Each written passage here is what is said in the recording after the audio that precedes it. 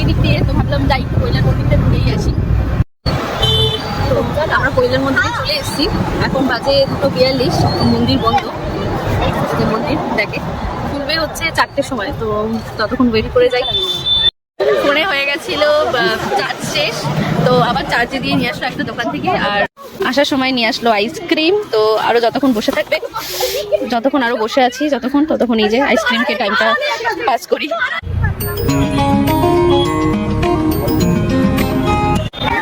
আমরা এসে গেছি স্বামীনারায়ণ মন্দিরে।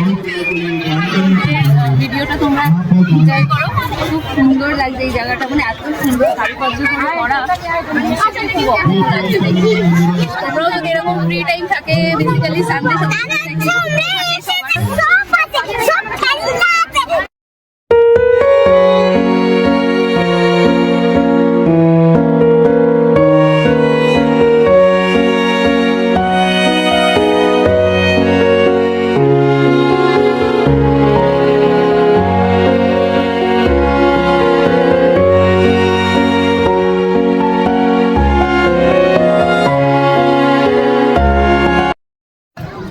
বড় কাছারি মন্দিরের যে হিস্ট্রিটা, যেটা আমরা জানি, তো সেটা হচ্ছে বড় কাছারি যে মন্দিরটা যেখানে, সেটা আগে পুরোটাই নাকি শ্মশান ছিল।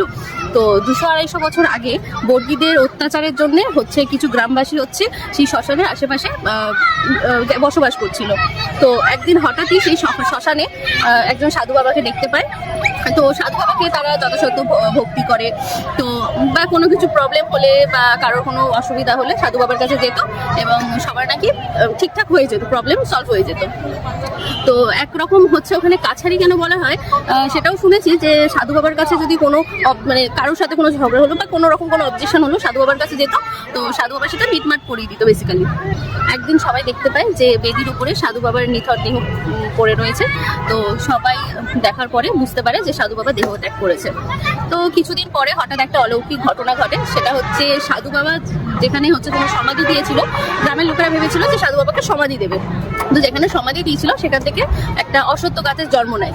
যেই অশ্বত্থ গাছে আমরা হচ্ছে পুজো দিই বড় কাছারিতে, সেই অশ্বত্থ গাছটাই নাকি সেই সাধু বাবার সমাধি থেকে বেরিয়েছিল। তো তারপরে নাকি সাধু বাবা আবির্ভাব হয়েছিল, এবং সবাইকে বলেছিল যে তোমাদের যদি কোনো রকম কোনো সমস্যা হয় বা কিছু হয়, তোমরা এক মনে ভক্তি করে আমাকে স্মরণ করবে, আমি তোমাদের হচ্ছে সমস্যা মিটিয়ে দেবো। তো তারপর থেকেই বড় কাছারি এত প্রসিদ্ধ হয়। তো এটাই আমি জানি ইনফরমেশন। যদি কোনো ভুল কিছু বলে থাকি ইনফরমেশনে, তো তোমরা আমাকে কমেন্ট করে প্লিজ জানিও।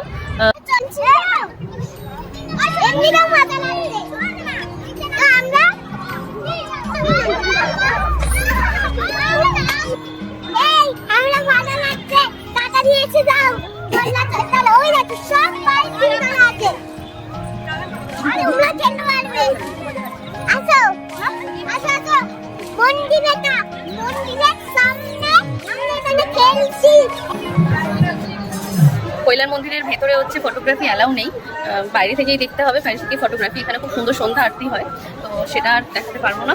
আমরা একটুখানি এই যে বসে রেস্ট করছি, একটু রেস্ট করে আমরা হয়তো সন্ধ্যা আরতিটা দেখবো, একটুখানি দেখেই চলে যাবো।